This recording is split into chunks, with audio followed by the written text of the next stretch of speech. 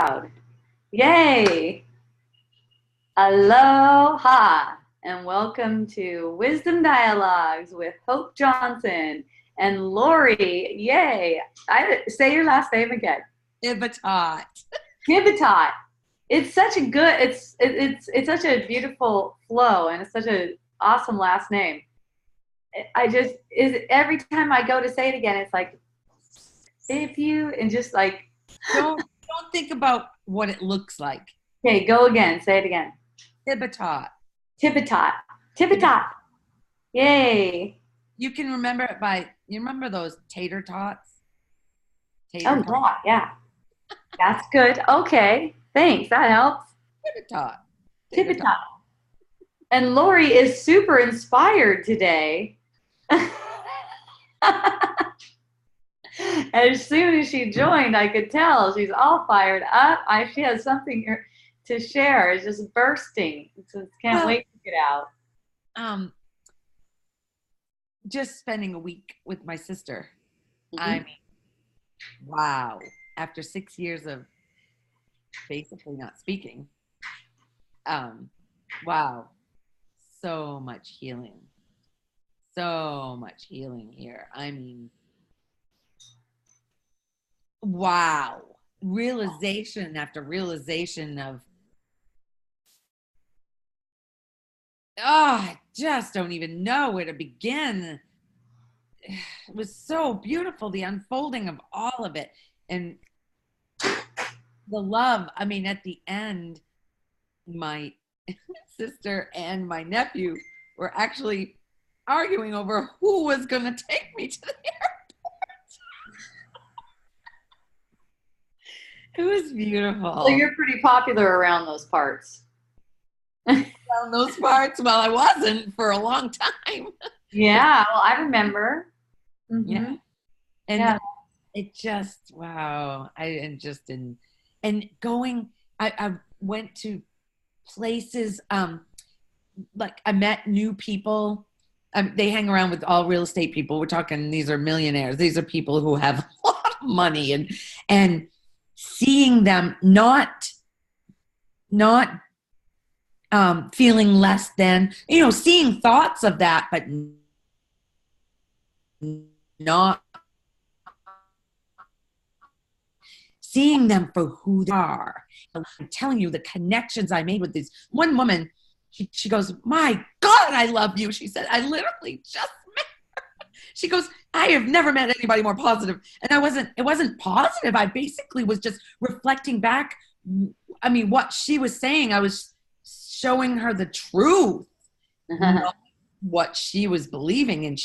And oh my God, I'm telling you, Hope, that week was the most magical week of my life. Even more than being on a retreat somewhere. So much realizations, and the realization that I don't need to fear anything. Yes, that's so huge. Wow. I mean, that just kind of went in. Mm-hmm. Nothing to fear. Yes. Nothing. Nothing. That's right. Walking around in a bathing suit, seeing these girls, these women they kill themselves working out, and they're so little and tiny, but they still think that they're big. What the hell? And they won't eat, and here I am, completely comfortable. Fuck. I'm telling you, Hope, I could have just bawled just because could see the thoughts of the trying to compare, but no reaction. Mm-hmm. Thoughts were coming and going. There was absolutely no, I'm less than. What the fuck? Pure freedom. Nice. I need to restart streaming. Wow. I need to restart streaming. What? Oh, it just told me I need to restart streaming for some reason. I don't know why that is. But that's okay. Keep going. It still says recording on my thing. Oh, yeah, it is. It's recording. Okay. Yeah, it's recording through Zoom, but it's just not going to be. It's not live right now. It just stops streaming. Oh, okay. Yeah, it's all good. Yeah, it was all good. The whole, I mean, there were times when, it's automatic for me to say certain things from the beliefs or whatever is here now. And if Angie didn't agree, she would shut it down and say, and she, and immediate agreement. Yep, yep, exactly. We're all free to believe exactly what we. Yeah, there was none of this. Yes. Ah, God. Yeah.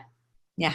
That's the joy in it. That's the joy in it. It's like it's you're able to meet yourself as you are. You're just able to meet yourself as you are. So any kind of comparison that's coming up, or feeling bad, or feeling superior, or whatever is coming up, it's just allowed to be met. It's just allowed to. It's allowed its day in the sun. It's allowed to be felt, and then it passes. And the whole time you can extend love, which is, what's your joy? That's your joy. That's everyone's joy. It was automatic.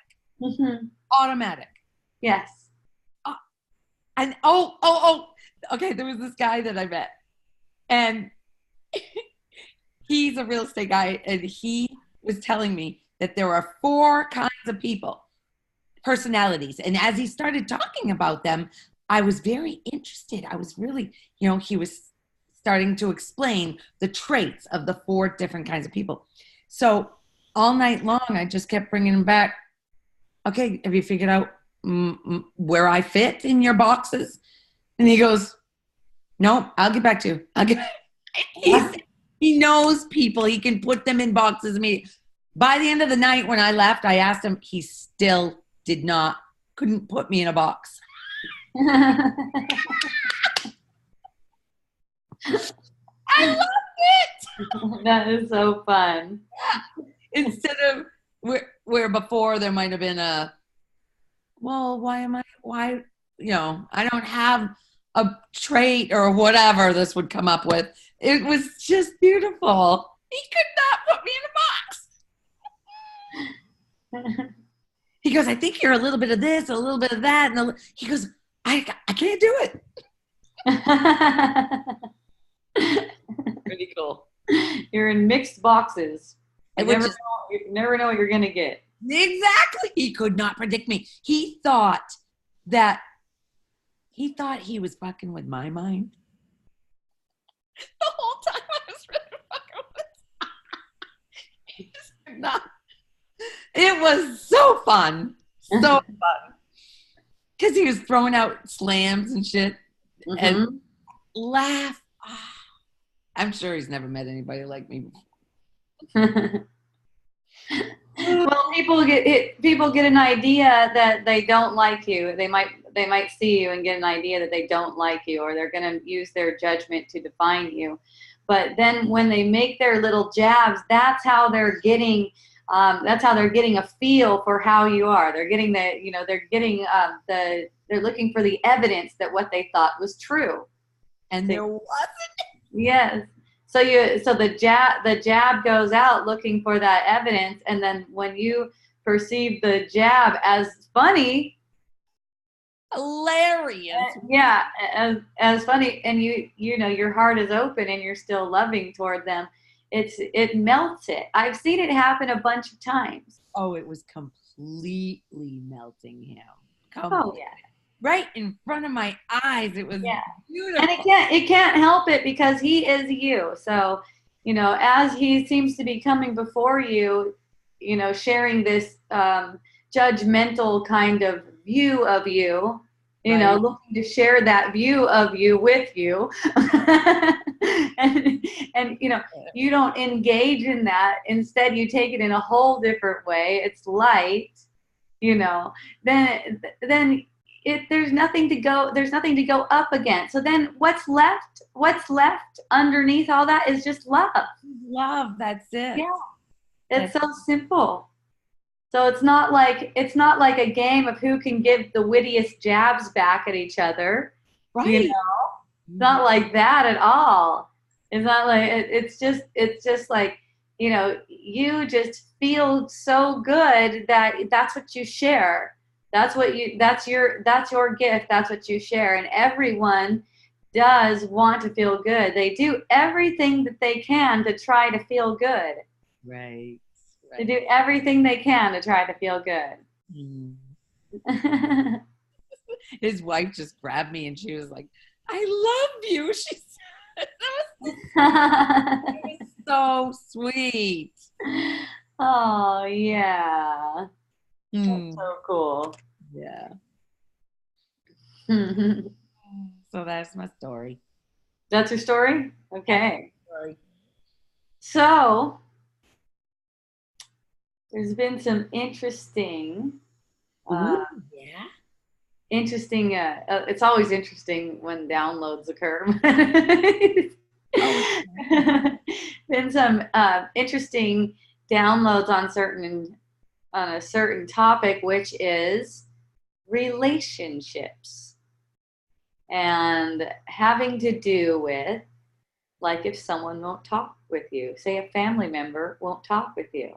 I know Lori's gone through this. It's funny. I didn't even think of Lori at all. The whole download was coming. And now that I'm saying it, I'm looking at Lori and I was going, shit, we're just talking about that. And we have for a long time. Yeah, that was going on for a long time. So I heard something. I heard someone talking about how basically all is one. All is one. Everything, the whole world that I perceive is a manifestation of my thoughts. Okay. And then the interviewer asks, I heard your son is not talking to you. And she said, well, yeah, you know, he's a believer and he's projecting onto me. So he's not talking to me. And I go, okay. This is really simple, actually. There's just not a willingness there. It's really, really simple. It's like, if he is in my mind, if he is a projection of my mind, and I hold him out to be what I perceive him to be, a believer, and to be projecting onto me, then how is he going to break through that wall? How is he going to break through that barrier and open his heart to talk to me? No, because how can he? It's her barrier. Yes. How is he gonna?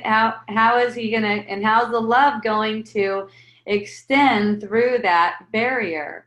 One of them has to let down the barrier, and you know, that's a really interesting. It's really interesting how that comes about. It's like you can have all this understanding, all this spiritual understanding, and then when someone doesn't like you, or someone doesn't want to talk to you, or something like that, this idea that they are something, somehow they're unspiritual, somehow they're something. See, the thing is, since we hold them in our perception, since we actually hold them in our perception, we are responsible for that perception. Because that's projected right now. That's projected right now. And that's how the relationship stays the way it is. That's how to hold it in place like that, is to say that, you know, you are this. There's two kinds of people. That's what I heard. There's two kinds of people. Believers and, I guess, the awake ones. I don't know. And, you know, I get that. It kind of reminds me of that, you know, phase 1, phase 2 thing. Phase 1, phase 2. But there's not really a kind of person. I mean, I don't know about that. It's like there's just a point where there's a choice. There's a point where there's a choice made for peace. And then once that occurs, that starts unraveling everything. That starts moving everything for you.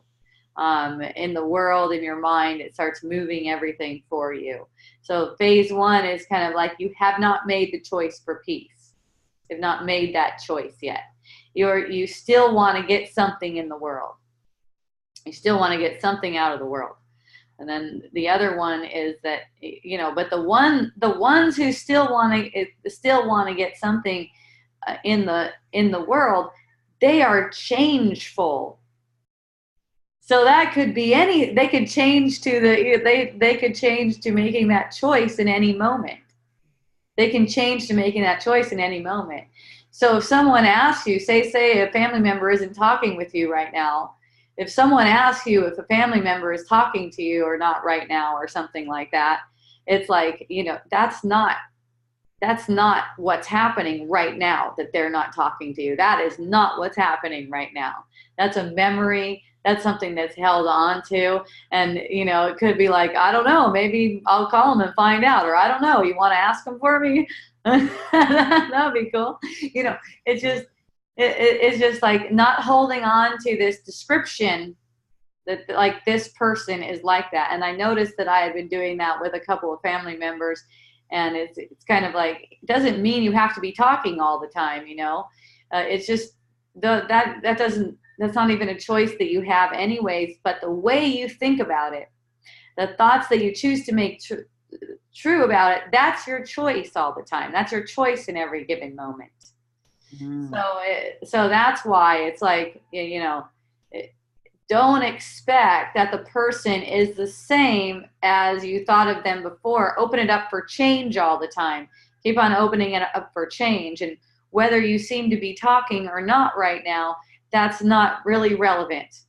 That's not really relevant. It's how you feel. It's how you feel. You're always in communication, constantly in communication. And if you're putting a barrier, like, that person is whatever you want to call it. I've heard it, believer, systemite, is what we used to call it in our group. It puts them into a kind of like a category or a box, like Lori was saying. And that's really nice how that guy wasn't able to put you in a box, because then it's like he cannot just relate with this image that he's trying to make of you. And then you can relate, then you can have connection. It's really beautiful. Oh, it was a beautiful connection. Do you love how you're just used in that way? You're just used in that way. It's like the spirit uses you for connecting, which is your joy. Oh, total joy. Oh, my. That night, oh, jeez. So people, go ahead. People talk about giving their life to spirit, and I would say, your life is spirit. It's like, give your body to it. Give your body to spirit. It's like when you're not trying to control what goes on with your body, where you go, what you eat, who you listen to, all that kind of stuff, who you're going to be with. You're not trying to control, and you're letting spirit move your body. You're going to be moved to these beautiful connections all the time, which is your joy. Total. Yeah. It's like spirit takes care of you. It's okay. You beyond what you ever thought could be. Everything that you perceive in the world to be like your supply, like your support, and like your source of income, or your spouse, or your kids, or your parents, or anything like that. Those are not really your support. You're 100% supported by your source. And that's the thing, and that source is love, and everything that you can perceive is supported by love. Oh, so beautiful. Which is you. So it's coming out of you.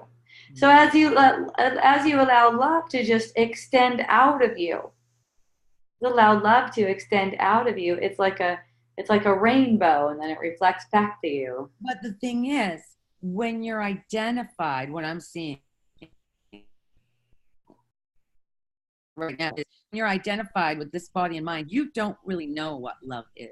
It's a different thing since this identification is going. It's a completely different love than the love I thought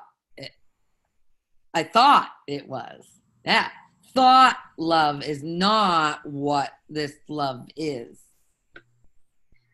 Yeah. I can't put a label on it.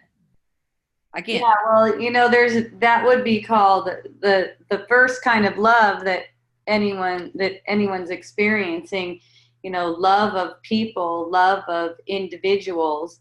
That would be called special love, like Course in Miracles refers to it as special love. And in that special love, it's not really love. It's like a attachment. Well, it's an attachment. Yes, definitely. It's like a symbol. It's like a symbol of fear. It's like a symbol of fear. It's all about, it sets you up for this feeling of one is missing. Oh, I miss you. Look at that. Just take a look at the feeling. I'm not saying it's a bad feeling or anything like that, or you shouldn't have it or anything like that. But look at how that kind of relationship, that kind of love is setting you up for that. And it's not really necessary to have an upset feeling. It's not really necessary to have an upset feeling. But the upset feeling is like a demonstration that you're separate, that you could be apart, that you could be away from each other because your bodies, as if your bodies being away from each other means that you're away from each other. No one's away from each other. It doesn't matter where the body apparently goes. There's no such thing as space. So there's that missing one. There's also the disappointment, that we're talking about, that false love, or what A Course in Miracles calls special love, and how it's a setup for all these kinds of feelings and perceptions that reinforce the sense of separation. And it's also an opportunity to heal through that. It's also an opportunity to heal what causes that, so that real love can flourish, okay? So in special love, it's like you're using the body to get something. In this case, we're using each other's bodies in special love to try to get happiness from each other and avoid things like missing, like being disappointed, like getting controlling. That's another thing. And this is any kind of special relationship, friendships, employer, employee, landlord, tenant, husband, wife, all that kind of thing. It's all drawn together. It's like people are drawn together because they have something to heal together. They have something to heal together in the mind. Jealousy. That's another one. Jealousy. Yep. So in bringing up those feelings. What's up? Envy. Yes, definitely. Yes, and it bringing up all those kinds of feelings, and then in a special love, and people don't know what love is, and for the most part don't want to, and that's okay. For the most part, people don't really want to know. They might say that they do. But a lot of the times, what people are saying is, show it to me first, and then I'll love you. Show it to me first, and then I'll love. And looking in the world for that, and the world's not gonna show that. The world's not gonna show that back. If it feels like love is lacking, then what's found in the world is also lack of love. Unless you're cruising around, you meet someone like Lori, and you're trying to share this lack of love idea with her, and she just keeps on loving you up and loving you up, you're probably going to get all softened up anyways, and then realize where it is. It's from within. So that's a regular normal run-of-the-mill special love relationship is where you're getting mad at them for certain things because now they have a certain role to fill for you as the one that you love, you know. And then when that is transformed and the love is just one, when the love is just one, that means it's not like that's why it's called special in the false love. It's like for a particular body. It's like coming for a particular body. So in that kind of special love, you don't have this heart connection. You can't make the heart connection in that special love, because you're always looking for some use of the body instead of surrendering your own body. You know, when you feel like you're a body, then you need other bodies to support it. When you surrender your own body, then anyone who you're relating with is also part of you in that relating, and it could be called communication, which is also, you know, I think maybe root word or similar word, communion. Instead of relating as images, trying to build your images up against other images. I thought of another ownership goes along with that special love. Ownership, yes, definitely. Yeah. Which feels awful. It is. Yes, it really is. And you know, that's anything like, say if, you know, you hear that your kid did something that sounds like it was bad, and you feel like you're to blame, or you just get this terrible feeling. Look, any upset feeling tells you that you're believing something that's false. Any upset feeling. Period. So if you feel like you're responsible for something, anything in the world, get that feeling. Let yourself get that feeling. When you let yourself get that feeling, you're demonstrating to the mind that that thought is not true. The thought right in that moment, when you let yourself get that feeling, you're demonstrating that the thought that made it, the thought that reflects it, is not true. And that, you know, that means something. Yeah, your body does not lie. Yes, that's right. Well, and then on the other hand, you could say your body does lie all the time, because all of the sensations that arise are about the illusion, you know.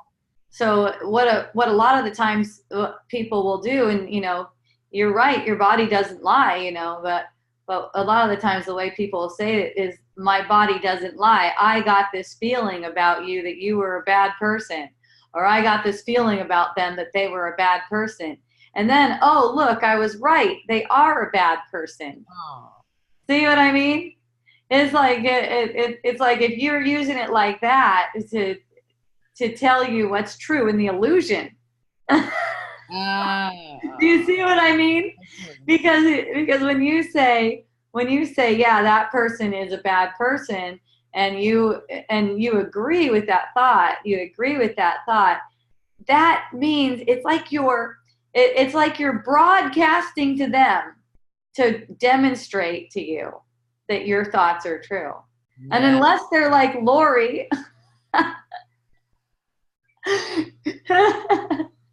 who's just gonna laugh when you try to get that kind of demonstration out of her, you know, people in the world are going to demonstrate to you that what you believed is in fact true.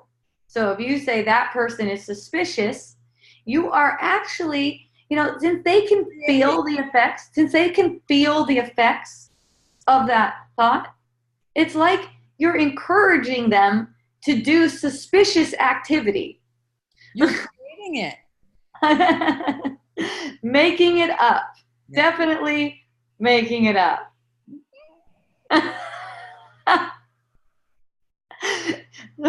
So we can make it any way, you know, and it's like, if you think people are vicious and mean, okay, then that's how they're gonna be toward you. That's how you're gonna have to, you get it. You get what you want. You always get what you want. And people think, well, I don't want vicious, mean people. I don't want vicious, mean people. Okay, but you just made people out to be vicious and mean. That's how you do it. That's how you want you basically seek after what it is that you want. So when you say that person is vicious and mean, you're not really being honest. You could just say, I'm making them out to be vicious and mean. I'm making them out to be. Just so you know. It's the same as, oh, they're so sweet. I'm also making them out to be so sweet. But you know what? That isn't hurting. If I'm make someone out to be suspicious or out to get me, that hurts. So since that's the one that hurts, that's the one that gets that gets that kind of attention where it's like, oh, I'm making them out to be vicious. That's how I can perceive that. That's how I could have that perception. And how would I know how sweet I am if I couldn't make someone out to be vicious and mean? Right. Without the comparison, I mean, how do I know? How do I know how sweet I am? That vicious and mean is you seeing yourself as that. I mean, you can only project what's going on here. Yeah. Yep, it can only be vicious and mean. Yeah, and keep that in mind with everything. I mean, they're pushy. That's another one. They're how about when you feel rushed? When you feel rushed and it seems like someone wants you to hurry up. That person reflecting to you like they want you to hurry up, that's coming from you.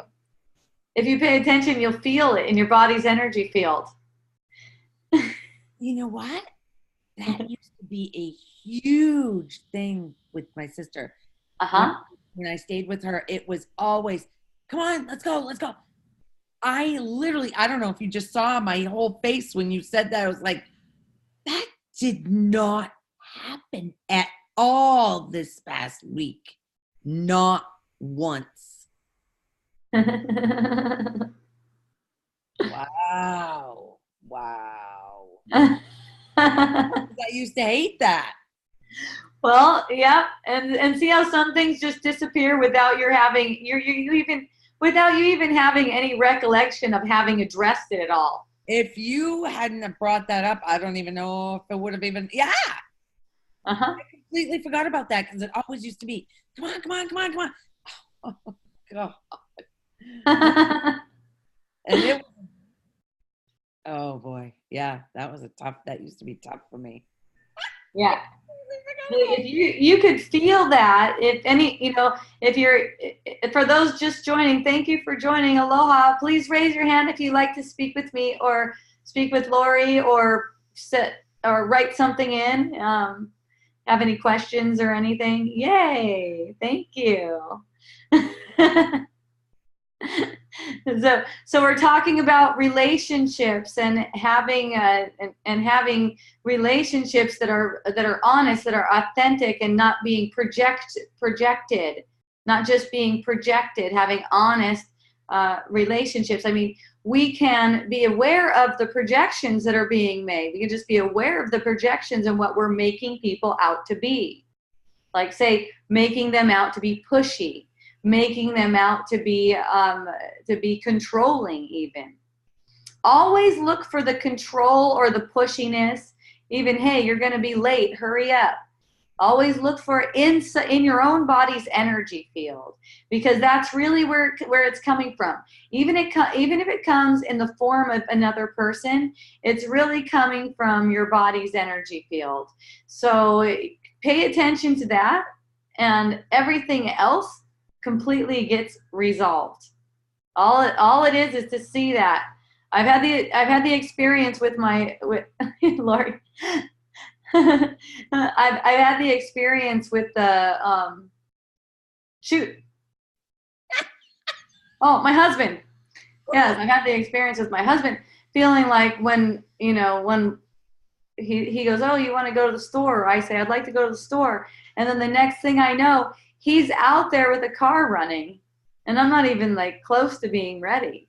And I'll start to feel this sense like I need to hurry up, and even get a thought like, what am I doing? Am I a high maintenance broad or what? And just watching what's going on with that, and going, oh, it's in me. I feel rushed. He's not doing anything, wanting to project, and especially when I saw it in his own family. When I saw his mom and dad were running the same energy. And his mom was like, oh my God, Tony's just like his father. I hate it when he does that. And I was like, holy shit, she's been hating it for over 50 years. And I'm like, oh my goodness. I was like, and I laughed. And I laughed, and I was like, and I was like, you know what? I like it, because it's like he's always ready to take me. And I can always just say, I'm not ready yet. Yeah. It's not like I have to, it's not like I have to be rushed because of it. Right. Just because that car out there, and, and it's so funny, because when I don't feel like he's doing anything to me, when I get into the car, it doesn't seem like he's perturbed or anything with me, or he's like, or he was waiting on me even. He's just chilling, He's like, oh, we're going somewhere. I'll go get the car. And it's just sitting there waiting for my princess ass to come out. the high maintenance princess. Yeah, really, as it should be,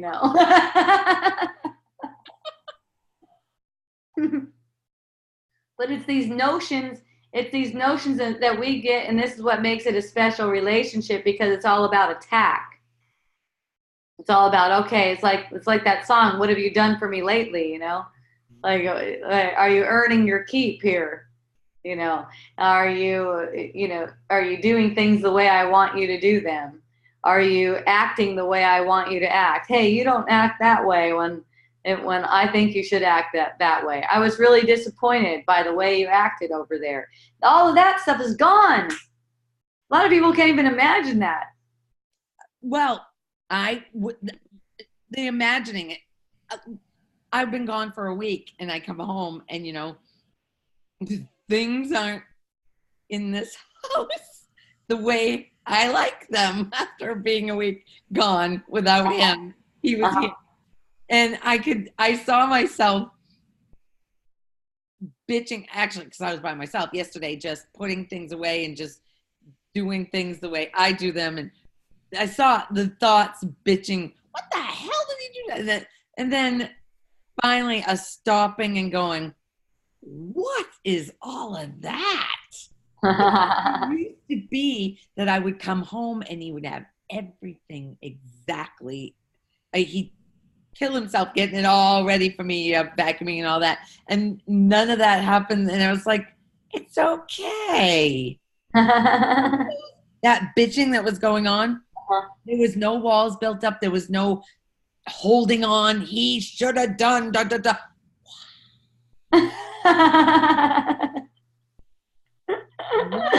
Lots shifting going on here. Yeah. Yeah, and that's the thing with the relationships, is all these different little hooks get thrown out to try to get you to bite them and to start projecting. I notice a pattern every time, and it's always right before I'm having my period, or what some people call your moon cycle, or I don't know, there's probably other words for it. But right before that, I start to notice this pattern where there will be these projections about my husband not being rich enough. And I'm like, whoa, that's been going on the whole time. But it's kind of like, I don't want to know about it. I don't want to know about it. So there's not seeing it. There's not really seeing it. And there will be finding maybe a different thing to bitch about.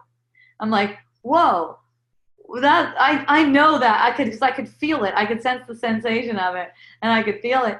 And it comes around, and then every period it gets lighter and lighter, because when I see it, I'm like, I know what that is. Wow. It's always like it's always some kind of sense of dissatisfaction. Like you'll just take on this sense of dissatisfaction at some point and kind of like swallow it and put some layers over it, and it makes it so that love can't be shared. You know, people don't realize that they get they end up giving a cold shoulder or something. They'll come up with some reason or something like that, but really it's these thoughts that keep on playing over and over again. You know, as these thoughts that keep on going, and you know, seeing how it's just funny how the illusion plays out. This particular one will come every time it's PMS. It's like well, and it's been 3 months so far that I've watched it, because I was like, wait a second, is that a PMS thing? And then I go, and then I like the next one. Look, and it's like, sure enough, and I won't be thinking about it or trying to look for it or anything, but all of a sudden it'll be like, it'll just come in like an energy, and I'll get my app out, because I put on, when I get my period on this app, and I'll be like, sure enough. There it is. But it's funny because it reminds me of that. It reminds me of that thing that people say, and sometimes guys say, and then women get like super. Women live on it, where guys will go, are you on your period? Because they seem bitchy or something like that. And it's so funny because there's some kind of I noticed this within myself. I'm not speaking for all women, you know, but yeah. just from looking, there are a lot more, let me say, vicious thoughts. It's very interesting. It's very interesting. The vicious ones seem to come right around that point in time. It's like an attack. And you know what? The fun thing is they have no effect. They've had no effect. So, you know, there's probably, I'm guessing, been a lot of years where this came. Yay, love you, Molly. Have fun at yoga. Quite a number of years where this has been used as an attack. And this is why relationships, especially long relationships, go sour. You know, it's this underlying kind of attack for this thing that you've done wrong to me. Kind of like this idea that I've given myself to you, even though, you know, you don't really even, like, you're not a rich guy. You know, and so this kind of thing gets buried in the body's energy field, and it's kind of like this, I settled for whatever. And it's like, you know, these things, I'm not going to say they're unconscious, they're 100% conscious, but they're buried under defense systems, because people don't want to see this. These are things that people don't want to see. They're buried under there, and they're these thought patterns that keep on rolling over and over and over again. And they make you into some kind of victim. And there's a lot of them that play simultaneously. And of course, there's like the good ones, and the ones that make you feel good, the ones that make you feel bad. You know, you wouldn't have an illusion without both. You wouldn't have an illusion without both. But in watching these things, it's like it makes it so that they stop having an effect. So even though for all these years it's been having, and you know, it's not having a real effect, but it's having an apparent effect, because we can't communicate in this dream. We can't really communicate. We can only project onto each other. That's the kind of effect it's having. We're not really getting close, even though our bodies might be close, even though we might be making love. We're not getting that close. So you know, it's building up and building up and building barriers. So here's what it is: when you're ready to see it, when you're willing to see it, it'll come forth so that it can get undone, so that the belief can get undone. So since I recognized that that's what it was, there was that recognition. Okay, that's what it is. It's a pattern thought, and then it's having no effect because there's the seeing of it. You know, that willingness to see it, and it's like, you know, once you become willing to see patterns, you're not going to see them all at once. Most likely, there are I've heard of instances where it's like, boom, it like plays out like a movie really fast, and then boom. But for the most part, what I see is that it unfolds slowly. So there will be patterns, and kind of like, you know, like peeling an onion. different patterns peeling away. And then some patterns will resolve all on their own, like Lori shared earlier about having that pattern where her and her sister feeling rushed with her sister. All of a sudden, it's just gone, but she didn't even address it, or she doesn't recollect addressing it consciously. I had no idea that was gone. Yeah. And recognizing what I was doing with Peter yesterday about, all the bitching, being aware of that going on. Pretty cool. Right. When you're making the whole thing, that's where that phrase "I'm doing this" comes in so handy. It's like, I'm doing all of this. I'm bringing this up right now. I'm bringing this kind of feeling up for me. And then that just allows all your relationships to be so smooth. You don't have that, especially when you're watching their reaction to you. No walls. Yes. That's right. No walls. And because they could feel, this is really important part. I've said it before, but it's really important. They can feel your thoughts about them. They can feel your thoughts about them. And in that feeling, they're being invited to join you on that wavelength. And that's not really what you want. That's not really what you want. So when you find yourself in projecting mode, for me, whenever I find myself in projecting mode, and I found myself in projecting mode last night, as soon as I laid my head down on my pillow, all of a sudden projecting. And it's almost like going below it into the body sense, and the thought seemed like, we need to figure this out right now, and then going below it into the body sense again. That's how it gets healed. That's why finding yourself in projecting is not a bad thing at all. It's there for the healing. And in the healing, not only does it heal your own mind and your own life, you can say, because your life is a projection of your mind, but it's healing for everyone because it's one mind. It's a gift to all. So it's not like oh, why is this coming? Oh, especially now. I just felt so tired. Oh my God, now I'm wide awake. But it seemed like there was a real problem all of a sudden. It seemed like there was a real problem. And the funny thing is, as there's a willingness to just go beneath that, and I say it different ways. Everyone will find their own way to get the feeling sense, and not pursue the thoughts that made it. Okay. So for me, it was like going beneath the feeling sense, even though it seemed like the thoughts really needed me to figure them out. I need to figure out, what decision am I going to make? Am I going to say yes or no? Am I going to let on that I know about something or not? And, it's just whatever it is.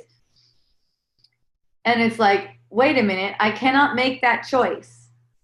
And in remembering, it's the returning that's the thing. It's in the returning. So that's why you don't evaluate yourself. Don't stop and evaluate yourself. It's not beneficial at all. It's not personal. It's nothing to do with you. Don't stop and evaluate yourself. Just get back to what the truth is. There's no way I can make a decision. The decision will just arise. And so the senses are allowed to play out. The senses are just allowed to play out. And you know what? It didn't take very long before it just occurred to me a solution that wasn't part of those choices that seemed to be available. And it felt so good. And then I just went to sleep. Nice. We can make things into a problem. Oh, yeah. We can make things into a problem if we want. But, it's understanding that there's no problem is allowing the sensations to arise that try to say there is a problem, and letting them pass away, letting those sensations arise and say, oh, there is definitely a problem here. We have an issue. And then letting those sensations to just have their time, make the space for them, and then let them just pass away. Mm, feels so good. Yeah. You need do nothing. That's another thing from A Course in Miracles. You need do nothing. At least a whole chapter on that, and it's so inspiring to see it said like that, just so plain. You need do nothing. And when you think you need to do something, whenever you think you need to do something, you're tying yourself in as a doer. That's what you're doing. A separate person. Yeah. Let's go like this. You're not capable of doing anything except making it look like you're capable of doing something.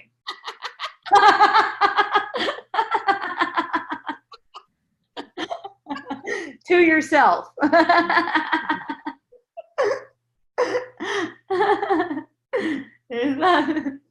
It's not, activity happens. Activity happens. It's part of the body sense. It's coming out of the body sense. All the activity is. You don't have any say in it. What you have a say in is, who are you? And it doesn't change who you are, but it changes how you relate with thought in the dream. Mm. And how you relate with yourself. See? Mm. In the dream, as consciousness, you're relating with thought. That's the dream part of it. But still, it's you as awareness relating with awareness. See? Beneath it. Beneath it. It's you as awareness. Mm. Relating with awareness. Mm. Yeah, it's you. That's why you make those sweet connections with people, because, it's like they want to relate with you as if you're a thought, and you're not relating that way. You hear the thoughts and you laugh. The thoughts, that's how it is for me too. It's like when I hear thoughts and they seem to be mean, it's like a big laughter comes out. Without, and you see them, you blow their mind. Yeah. I've also seen two people run away on two different occasions. That's really funny. Wow. Yeah. I'm not. It's kind of like I'm not ready for that, and just like run away.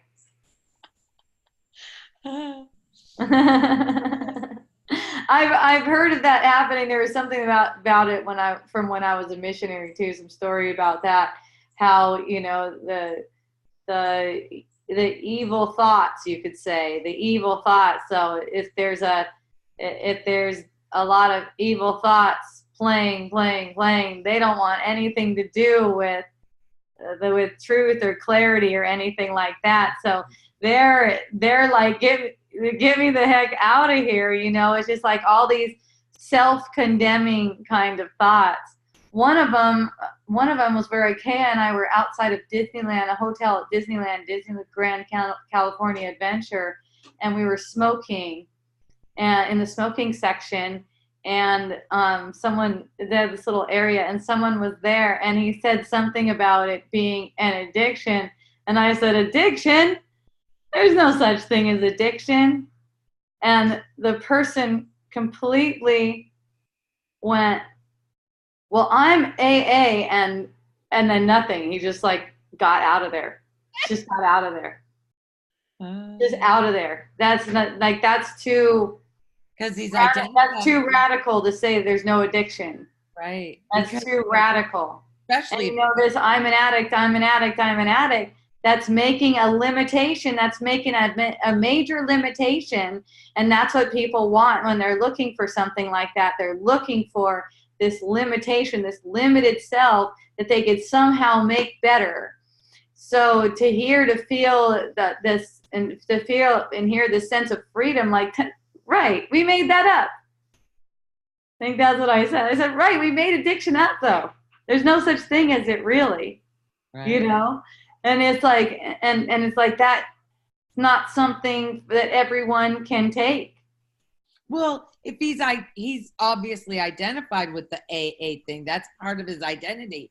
So that was, ooh. Right. And and it's funny that that was drawn out of me because I had no idea he was an AA dude. I was just over there in the smoking section. And it's funny when something, I sense that there's this sense where it'll just like pop out. It'll just like pop out of me. Like there's no forethought about it or anything. It's like boom, boom. It's like, ha, right. Like we made that up. There's no addiction. Well, that's like what was happening at that party when I was talking with this guy's wife.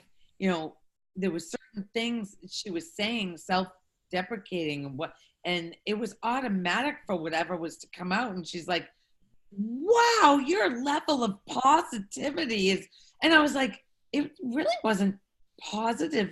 It was being truthful." It's the truth. Yeah, and I was looking at her going, "That's." Yeah. That's when she threw her arms around me and said she loved me. It was so sweet. That is so wonderful. She did not want me to tell anything that we said to her husband because he was the one trying to put me in the box earlier. And then I went up in the house and she caught me, which was weird. And then we went together down. She goes, "Please don't tell him anything that I told," because she was they worked together. So she was having a really hard time because there's a lot of real estate, a lot of they're together 24/7. And when we got down there, they started talking about different things which they weren't even acknowledging or beautiful about their relationship. And I'm going, "Oh, that's so sweet." And they're looking at me like he bought her ballroom dancing lessons for Christmas.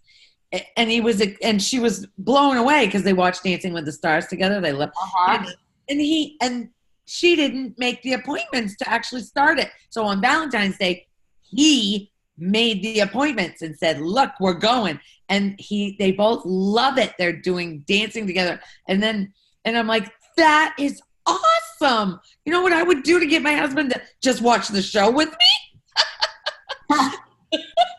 And then they were talking about they sing together. They were talking about his relationship, his ex-wife. They had two boys and they got together like 20 years ago and they have a daughter now. And how she, encompassed the ex-wife. She really didn't want to be at first, but then she really fostered that relationship so they could co-parent, so it wasn't such a hardship on the boys. And I'm like, wow. I said, that's the kind of stuff that should be on the news. Couples like that. Then what the hell's on the news? Yeah, so you see how in the story,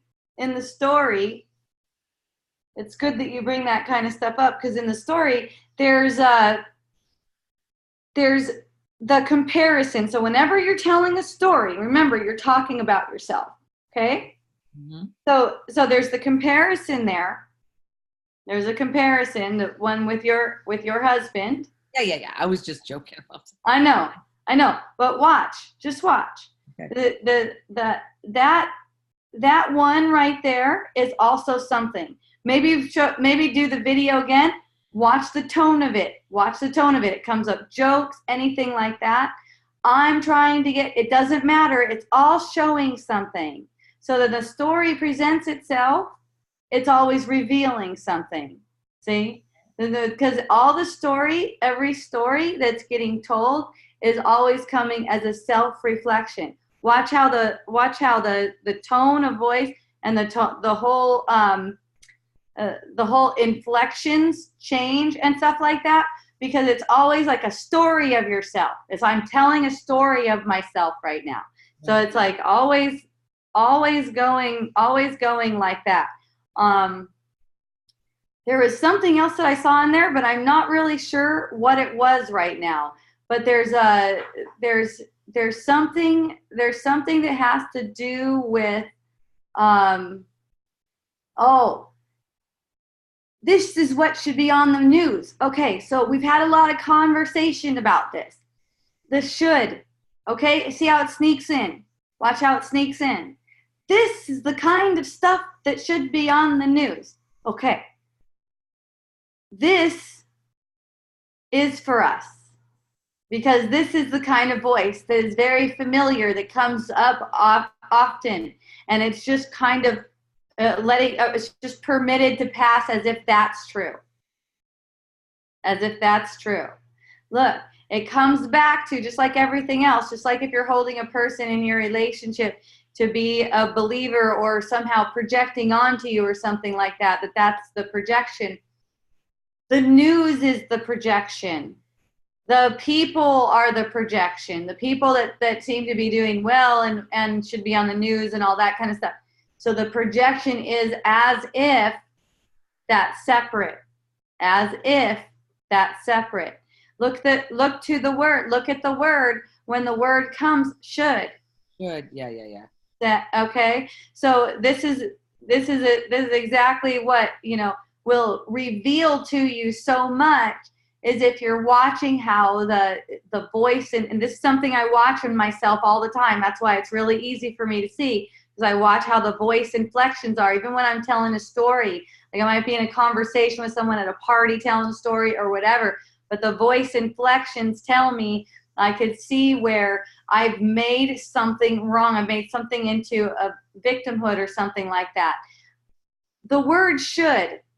Yeah. The word should. It has a good utility. It has a good, it has a utility for something. Like the train should be here at 4:30. Yeah, right. It says it right here in the schedule or something like that. That's what the utility of it, that's for in the world. But should, as in it should go like that instead of all this or something like that. That's where it's a red flag. That's where it comes up like, okay, there it is. See?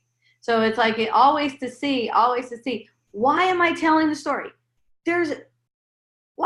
Watch what stories are being told and kind of ask yourself or check it. Why am I telling this story? You can tell why, the reason why the story is coming up. It's always an energy. It's always an energy that needs to be played out. That's what's making the story run in the first place. It's always an energy that needs to be played out. And if you're watching that as it goes, you'll see all these different things. And look, you can't get it wrong. You can't get it wrong. So there's no saying it wrong. So I would encourage anyone who finds themselves telling stories, remember it's a self-reflection, don't try to stop telling the stories. Be natural. Because in being natural, that's how you're going to be able to unravel the stories. If we're hiding them, they can't be unraveled. And Lori, thank you for showing that example and being open to sharing it so people can see how subtle yet powerful these mental patterns are. Because this is an energy, these inflections where it shows, there's a almost like there's a vibration here, and then all of a sudden there'll be a perception of something, and it'll be a big dip like that, and then it'll come back up again. When it dips down like that and it's believed, it's making effects. It's making more effects. If it dips down like that, it's not believed, it has no effects, and it completely gets healed. So you notice your energy is constantly like moving. It's like, woo, depending on what thoughts are occurring, what thoughts are being believed. So if there's the occurrence of the thought and then it's not taken as true, then it's healing. As soon as there's an awareness of it, basically, as soon as there's an awareness of it, it's not being taken as true. It's like, oh, even as I might find myself saying it.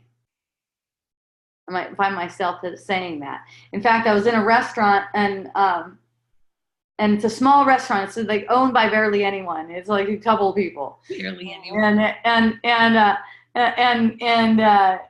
I go, because I was doing this cleanse and I was like, okay, I'm not having canola oil right now, so I want to make sure they're not putting canola oil. So I go, hey, do you know what kind of oil you have in the salad dressing?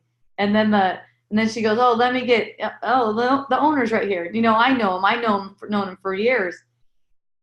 And he goes, oh, I don't know. And I'm like, you don't know? Like, just right away, in the awareness of that, that's all it takes. It's like, that is a self story right there. You don't know? It's in your fucking salad dressing? Are you kidding me? Like that. Look at how the inflection changes. You see what I'm saying? Yeah. And I'm not saying to stop doing that again. I'm not saying to stop doing that. Be aware, because it's about you.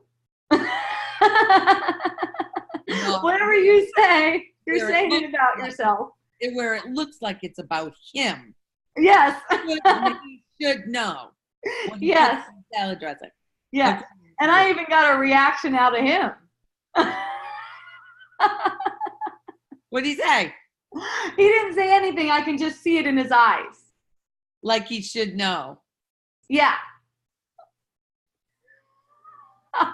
So he felt bad. It was just like a little twinge. It wasn't super, but any of that, it is what it is. It is, as recognizing what's going on there, recognizing what's going on beneath the surface. It's like, whoa, that was just an attack. It's okay. No one's guilty. No one did anything. No one did anything wrong. It's just like, whoa, there's an attack. And the attack is always on myself. So Lori, when you get that's what should be on, the attack is on yourself once again. It's the same kind of thing. Do you get what I'm saying? Yeah, I do. Okay, cool. Okay, cool. I didn't until you did your example. Oh, good. Just tell me anytime. Tell me anytime you don't get it. I don't know for sure whether you understand me or not. And I keep on going to different, like, subtle, or I've never been before, in this subtle kind of, and you bring me there, you bring it up. It's wonderful. The subtle kind of way that we attack ourselves. See? And look, as far as this goes, we're all the same. We're all the same like this. As far as getting these kinds of attack thoughts and not recognizing that they're attack thoughts. Okay, they come to us, and then there's the recognizing that they are attack thoughts. And when you recognize that they are, then the next time they come around, they don't have so much power. It's like you took your power back. It's like you get energy back every time. It's really wonderful until they really don't need to occur to you. Until they really don't need to occur to you like that. But it's like someone asked me before, well, how do I get completely out of it? Well, it's like, at first you just don't mind. You feel infinitely patient. You feel infinitely patient. You just don't mind. And, it's like in manifesting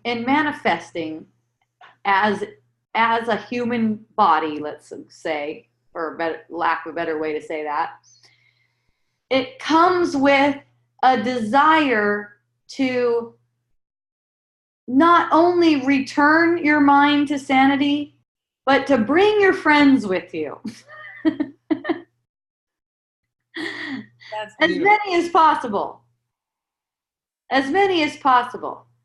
And, that's the beauty of it. There's no need to be in a hurry. So it's like there's infinite patience, but not willing to wait.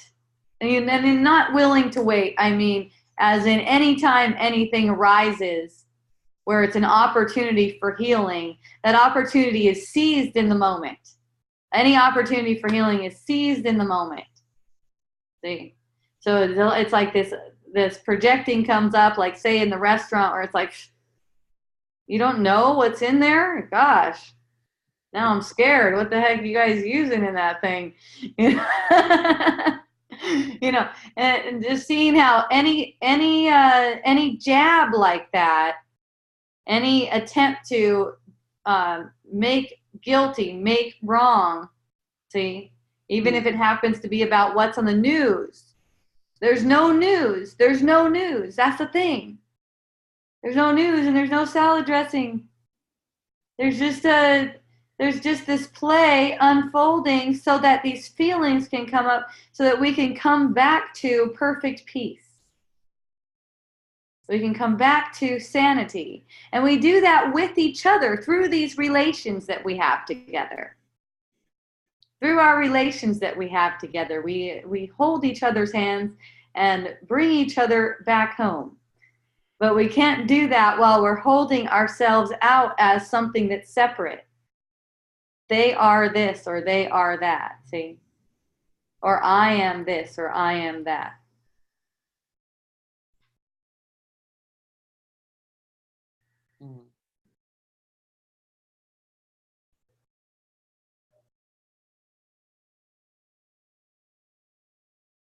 It's nice when you can watch their reaction. When you're talking about the news, you can't see the news's reaction. Right. The thing is a very, I mean, God, it's been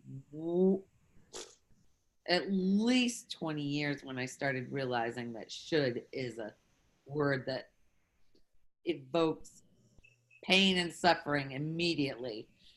Yes. But that's on the self. But with it being the news, that's why I didn't get it at first, because I said that those are the kinds of things that should be on the news instead of the shit we watch. And I'm seeing the inflection when it said the shit. Yeah, I know. So fun. I'm glad. As you see that more and more and realize that it's really about yourself, you start to soften up on it, because really there is no news. There's this projection of shit being on the news is projected only right now. And it's for bringing up a feeling like something's wrong. Right. Really, there's not news. Yeah. Right there. It's something that, because I don't watch the news, and I've put it's one of those things that's a dislike, like being brought up in the Catholic religion, that it used to be a very heavy dislike, and now it's just like that's what it was, but the news is still there, obviously. Well, yeah, and you'll see different things as you want to get familiar with those little inflections, and you can even sense them just in thought. It doesn't have to come out, because when you're thinking, it sounds like your voice, and it has your same kind of voice inflections too, right? Yeah, I guess so. Do you notice that? I never thought about that. I mean, I my voice, but I didn't notice the inflections and shit. Yeah, you can. If you look, you'll see. Yeah, you'll start to notice. You'll see, and then whenever you can sense that vibration of your thought. You could hear it in thought. You could even hear it in thought, the voice inflection, or feel it. However that happens. I don't know. It's almost like you hear it, but you don't hear it, do you? Is it? I think seems like it's a hearing. Yeah. It's interesting, but it's not going through the eardrums or anything. Yeah. Well, none of it is anyways. That's what's interesting. So it makes it as if the human body, when you start investigating, okay, how are we hearing? Then there's an explanation for how we're hearing, but it's all occurring just the same as if it were a thought in the mind that isn't audible. See? Because a thought you don't hear through the ears, it's internal. Yeah. Isn't that interesting? It seems like that's such a simple thing to just look at and be like, whoa, how am I hearing that? I never, ever thought about this. Me neither. you questioned, because it's not really heard. It's not heard, but it's heard. Yeah. I mean, when I'm hearing my thoughts, and even in my thoughts, when I hear another person's voice, I could hear their voice inflections and the sound, and it just like their voice.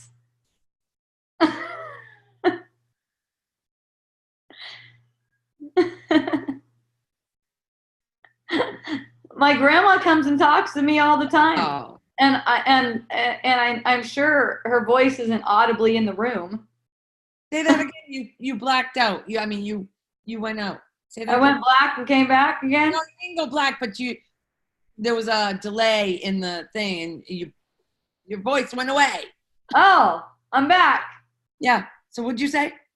About what? I don't know. I was saying something about hearing my grandma. Oh, your grandmother. Oh. Yeah, I hear my grandma. She comes and talks to me, and I can hear her. But I'm sure her voice isn't audible in the room, and something that would be detected by eardrums or something like that. But it sounds just like her voice. It sounds just like her voice, and the way she would talk and everything. So either way, these things are having an apparent effect in the world if they're gone undetected. Whenever it's thinking of something that's an attack thought, which you could feel, any kind of this should be this way. This should be this way. It shouldn't be that way. It's wonderful. The really good start to stop shoulding on yourself. Good, very good. That's a huge step.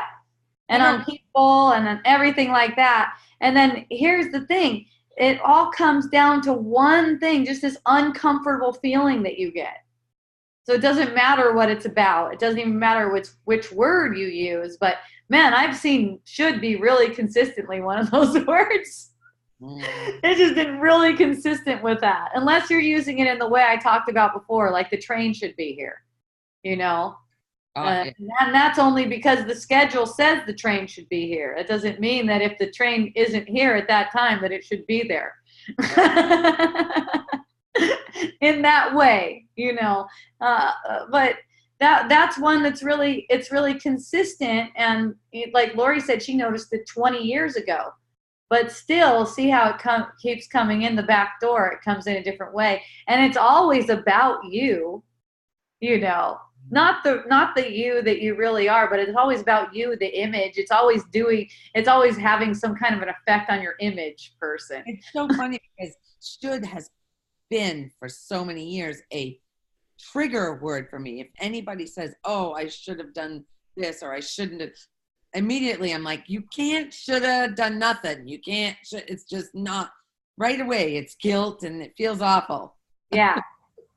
But I never noticed it with like the news. It just goes to something else. It's like it'll go to whatever you'll accept. Right. And obviously I did that. Back to the voice thing, that's really interesting because when I'm typing with somebody on Facebook, like say a private message or even in a comment and we're going back and forth, I read their words, I can hear their voice. Yep. You're not speaking. And it's not coming through your eardrums. Not coming through my ears. That is freaky. That's freaking awesome. I am just never, ever. I can't believe I never thought of that before. But now that you see that, you use it for watching yourself, watching your voice inflections, because you start to see where you're holding judgment, you're upholding judgment and hiding it from yourself. And then it can't stay hidden like that anymore because you can tell how your voice is. That's one thing I pay attention to a lot, whether I'm talking to other people or anything. It's like that gives it away for me. Yeah, but I can see myself getting caught up in that and then whatever I'm talking about just dropping, going, because I'm getting caught up in that. So whatever I'm talking about is just going to be dropped mid-sentence. Then there'll be more squirrel. And all of that was against me.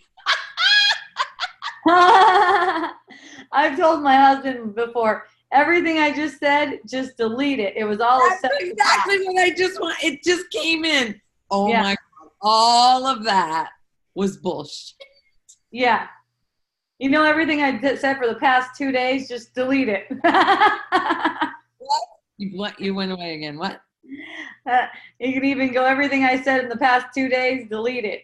In the past 2 days, yeah. Friggin' zip it law. Yeah. Hmm. Oh my goodness. I don't see any hands or questions. That's fun. Everyone just likes to listen. Yay. Thank you for that. I love you. For what? It's just coming and listening. Oh yeah. Isn't that sweet? How many people? Look at them and look at their pretty colors. I have no colors. I don't even know. All I had, well, Molly was the only one in Molly came on, she left, she went to yoga. We got Anastasia, Bob Shine, Oh, Bob. Janelyn, Kat. I don't know which cat that is. Aloha, Kat. Lionel, aloha, Lionel. Yay. Monica, Sophia. Thank you so much for joining. Hi, everybody. Anastasia. I wonder if any of them want to come on and talk about the voice that's going on inside. Well, you never know. We'll see if any hands come up, or if you don't know how to do the hand, you can write to me too and just say, I want to come on. Yeah, that's totally cool. So, something else, totally different topic, but we can go back to that one. It's totally cool. It's about disrespect and lack of responsibility. When you perceive it, say you're in a close relationship, and maybe it's with your child or your spouse, or who knows, your cousin, your friend, your roommate, and you feel like you've been disrespected. They have not been responsible. They've not been responsible to their duties. And they know it. They feel it. They feel like they have, if you would be willing to let them be innocent of it, completely innocent of it, because like it never happened, because it didn't. It frees you so much. So if someone comes up to you and says, hey, you know what? I shouldn't have done that. I'm sorry. And that in your body, doesn't matter how you talk. It'll talk for you. It'll talk by yourself. In your body's energy field, know that, be willing to know that they haven't done anything. Remember, it comes back to that one, you need do nothing. If you're going to use your perception of a person having done something to you, having disrespected you or not followed through with what they seem to be responsible for, if you're going to hold that, you're holding it for yourself. You're holding it for yourself.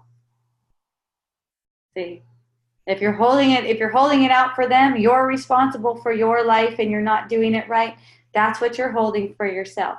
You can let that go. If you offer just a little bit of willingness to let go, you'll see how it can be let go. There's a big fear there, because like, if I don't stand up for myself, what's going to happen? What if I just keep on making plans with this person and they keep on not showing up, for instance, let's say. Take advantage of me. Yes. That's right. If you have the perception of someone not following through, disappointing, everything like that, that's only a self-reflection. That's only a self-reflection. It's only being presented for forgiveness. It's only being presented for forgiveness. And you're only going to be with a person or doing business with a person or living with a person as long as it's what's necessary to unravel the mind. There's no other reason. So if you have a perception that someone's getting it wrong, that this is bad, well, I'm not going to keep on making plans if you're going to not show up, That's a victimized way of approaching it. You could feel the vibe of that. I'm not going to keep on making plans like that with you if you're not going to show up. It's way different than, do you feel like doing that again? Do you want to make that plan with me again? It may be a yes, it may be a no. And either one, they're all neutral, they're all equal. So it's not coming in as a victim. Like if you're going to be like that, then, they can't help it. They can't help it. They're going to be however you make them out to be. They can't help that. So if you will let the forgiveness be, as in nothing happened, what I think happened definitely didn't happen, and then on top of that, nothing happened. Then everything can flow the way it does, for one thing, which is going to occur anyways. Everything can flow the way it does. And you can continually be extending love. And in that extending love, it's restoring the mind to peace.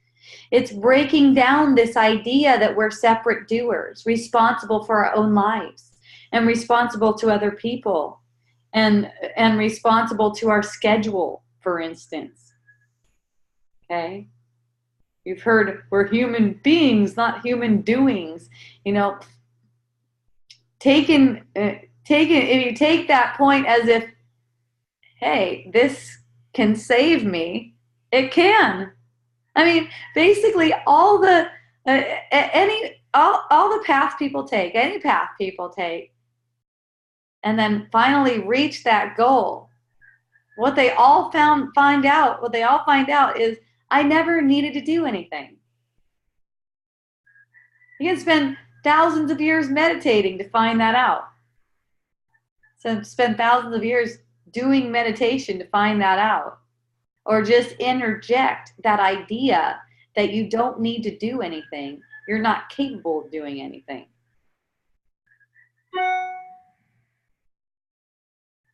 You interject that idea, it kind of like blows the mind. It's almost like it blows up something. It's like, oh, I don't have to keep on going on that path, upholding this belief that I'm responsible for doing things. I don't have to keep projecting for that person over there as if they're out there and not doing it right, but really hurting myself. That's how bodies become sick. Well, let's put that another way, because bodies don't really become sick. That's how bodies appear to become sick. They occur as if they're sick. They're demonstrating, body's a projection of the mind, and that's a demonstration of self-attack. So we make sickness up. We make war up. Because it's a demonstration. Yeah, Phoebes? What about babies What about babies? that have cancer? Well, the body is one. For one thing. The body is one. There's one body.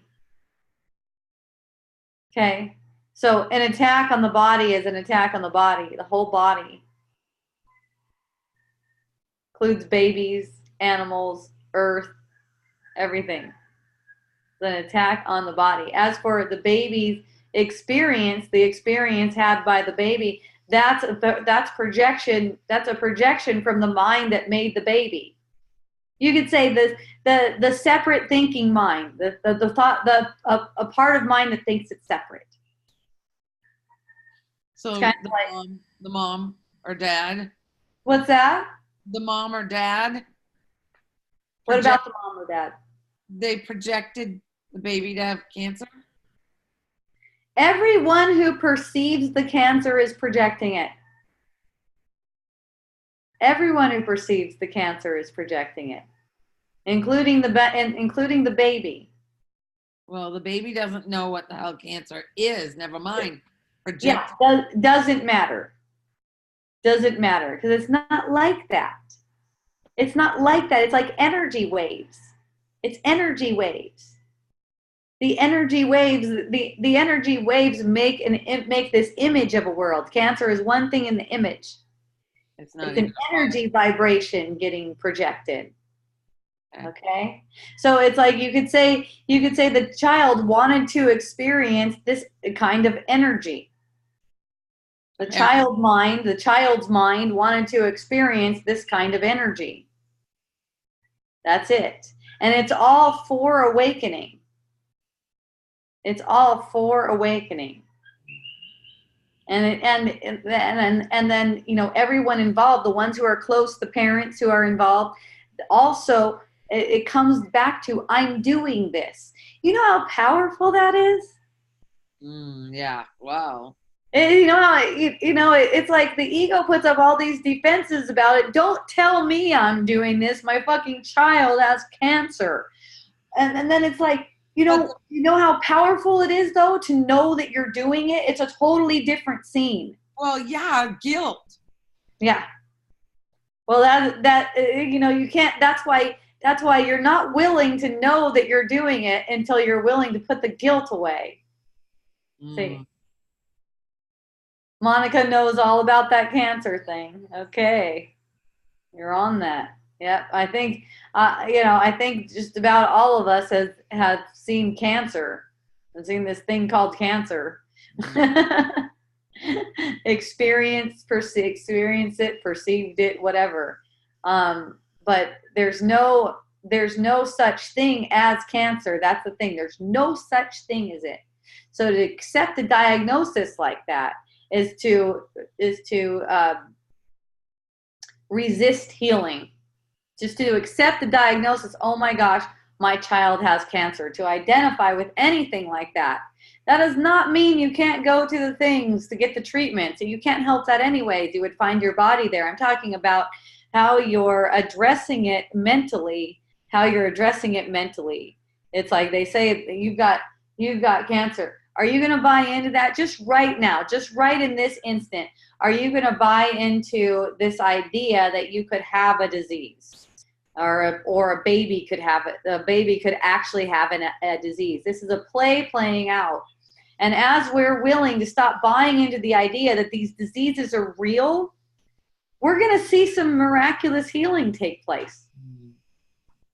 Because there's no need, there's really no cause for it. There's no cause for it. There's no real cause for it, except our belief in it and fear of it. So that's the thing. It's a babies.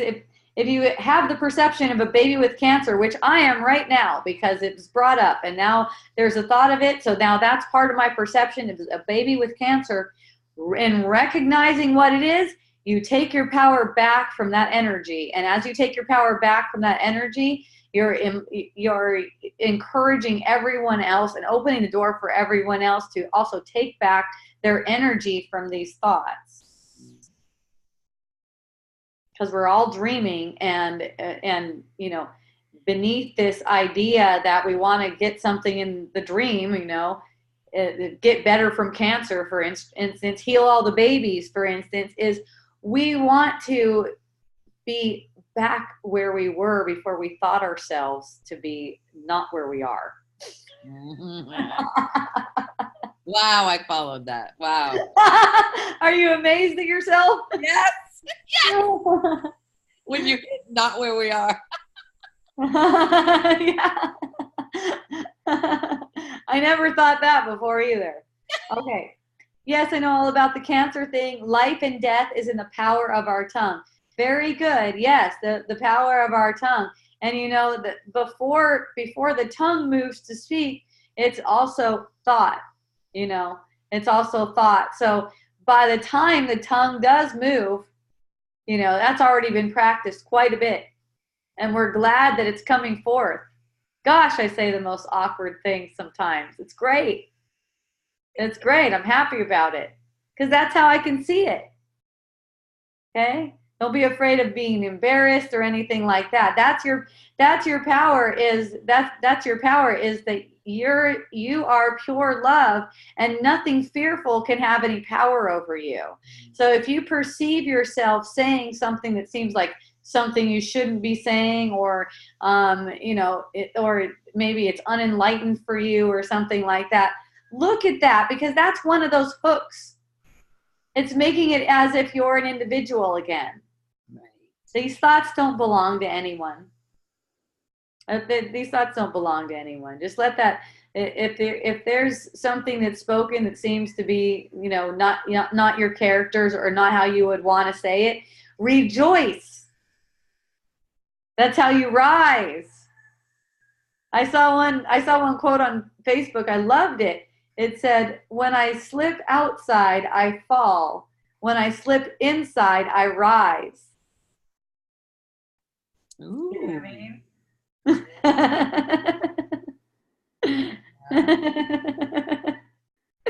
Unless you take it personal. Then it's like, see, it's like, it's like when you know what it's for, then there's not this kind of self-judgment coming and guilting. Also this idea, oh, that just shows me I'm not there yet. See?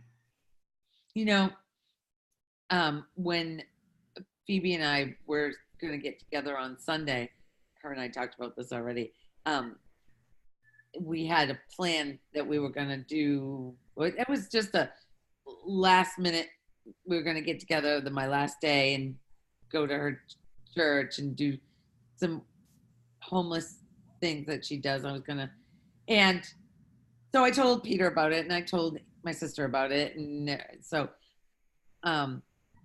when it didn't happen, the consensus of the others was, "Oh, Phoebe blew you off, huh?" Oh, it's so fun. That was not here at all, but it was coming from the others. Like, I should take it personally that it.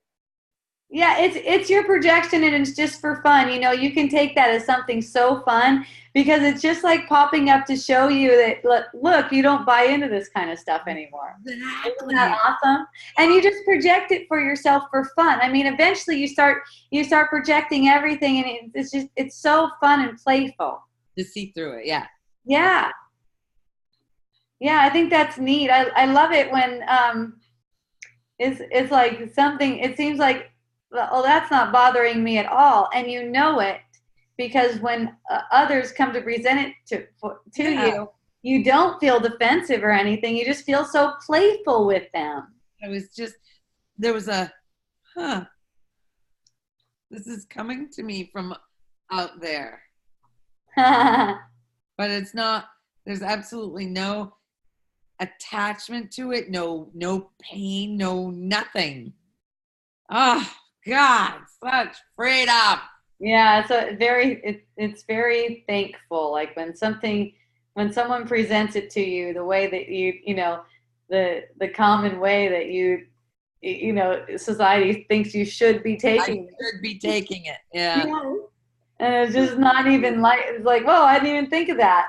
So then exactly. But then I also had a train of thought today that how it must have looked to the others when I said things like, I don't see it that way. Truthfully, matter-of-factly, I don't see it. Because most people would see it that way, and I don't. So that's going to send some kind of message of, how come she's not taking that personally? Yeah, it does. And that's why I think we talked about this last week about how when you're done taking things personal, when you're willing to see what your patterns playing out, you become a teacher to everyone. Just by being. Yeah. Yes, just by being. It's like that's it. And then, whenever you get hooked, it's like you just give your mind back to the spirit again, and then it's like it's almost like the spirit just gives your mind back to you again, all healed. It's like whenever you're ready to surrender it, it'll just come back to you healed again. You just keep on surrendering it. But when your mind is clear, you become the teacher to all, and not by necessarily espousing any spiritual wisdom. No, Just in noticing how you take things, and noticing how you take things. See, they can see. Oh, what's that? Not reacting. Yeah. Oh, there's nothing to fret about this. Oh. And don't try to fake it. They can tell when you're faking it. Yeah. They can feel it. If you're trying to just fake like it's like that. And what I mean by that, this is how it goes for me. If I'm feeling like I'm projecting, there's this honest, wow, I really feel like they're screwing me right now. I really feel like they're screwing me right now. I'm sure I'm mistaken. But wow, it really feels as if I'm getting screwed right now. Well, make sure I'm getting that. Yes. Make sure I'm getting that I do feel hurt, and I'm not trying to minimize the hurt. See? Yeah. And only to myself. Only to myself. I don't go around with a bunch of drama for people.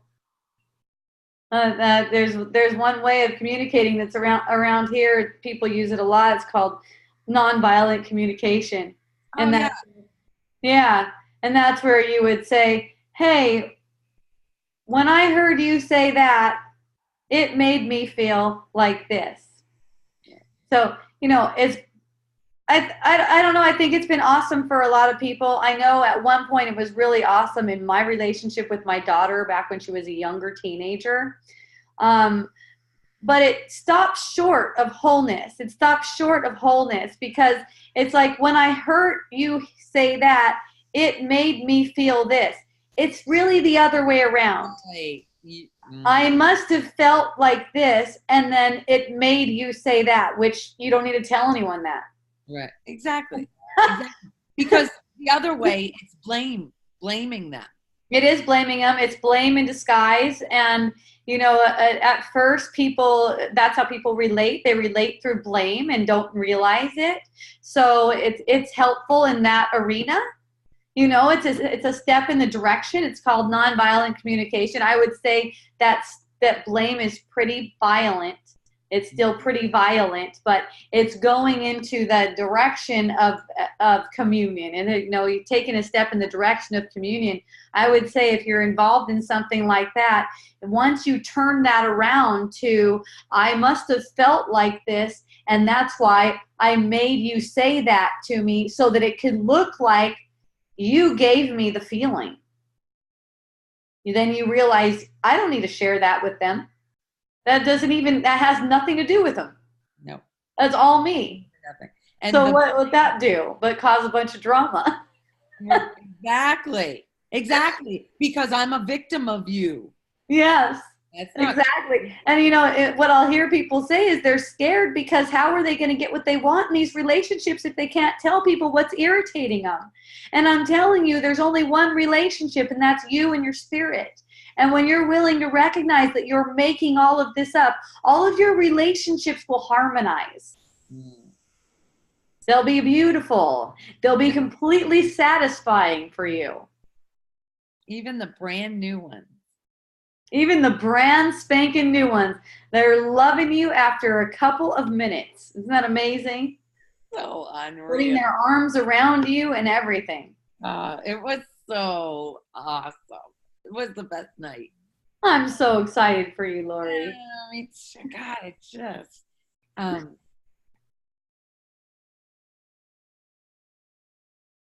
gone. That's it? Okay.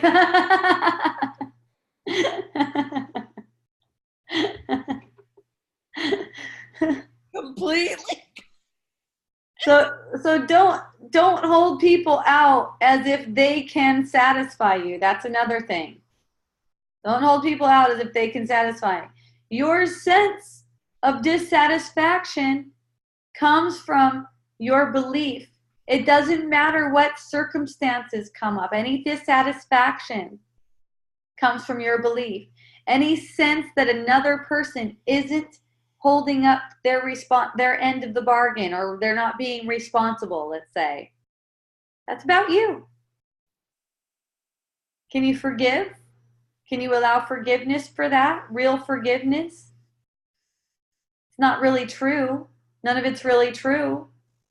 Allowing the forgiveness is just allowing yourself to get that feeling of disappointment or that sense that someone didn't follow through with their responsibilities.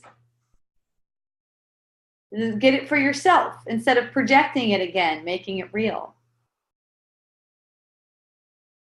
And then the relationship will take care of itself. Most people are afraid that the relationship will not take care of itself, that they have to do something about it.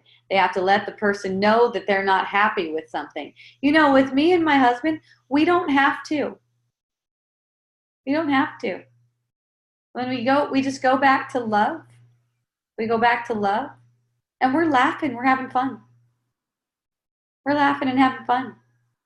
I hear people say, nothing bothers me anymore, but I don't feel anything. I don't feel happy either. They're not laughing and having fun.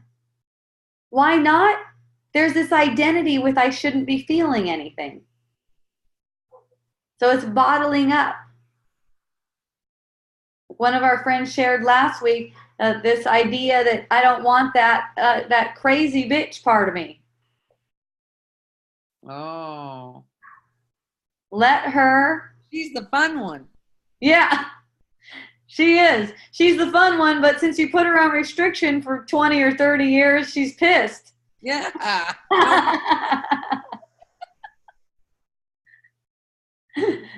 It's never having let that anger build up and come up in the body's energy field. This is so powerful.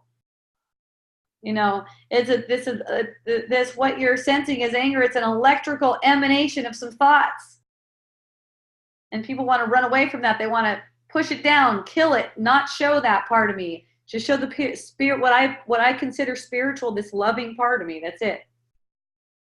Well, it's all spiritual, and when you have an angry feeling, the spirit is showing you something. So be alert to that. Let it come up. Let it be felt. That's how consciousness learns. That's how consciousness learns which thoughts hurt.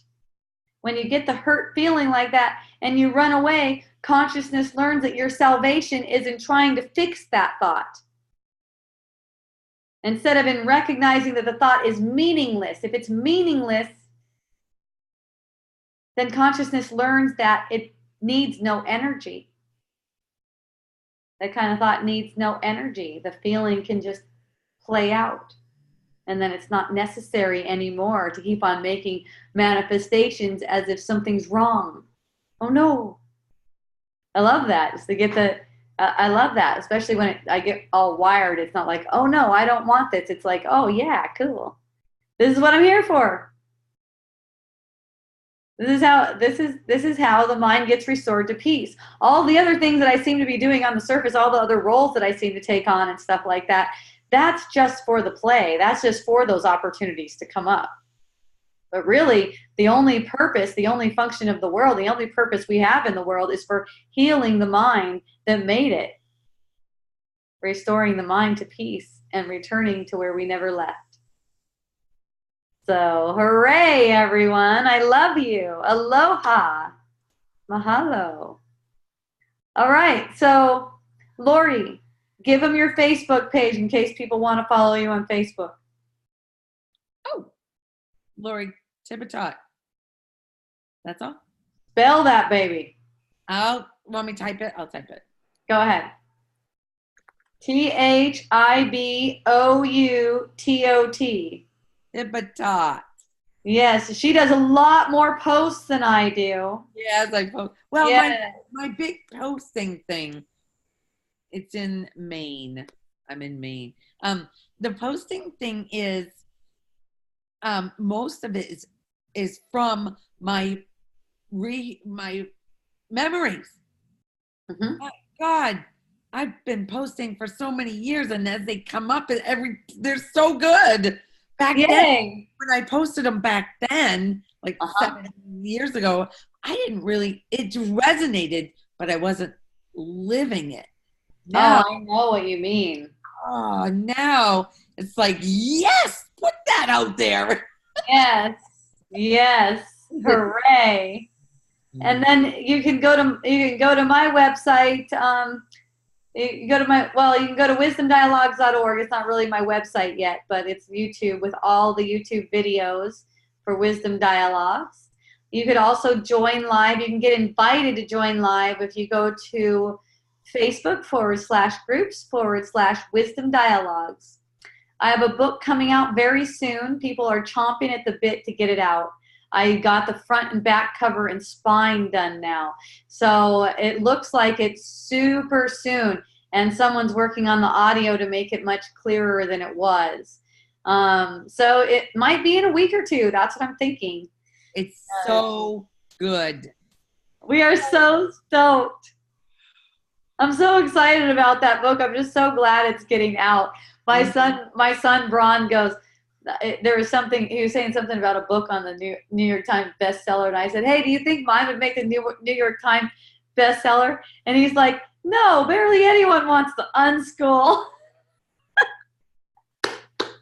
And I'm like, oh man, that doesn't even matter. Just that there is a book coming out that says the things that it says and offers the kind of freedom that's being pointed to there. It is such a blessing and an honor to be able to put out that book. I want to get it.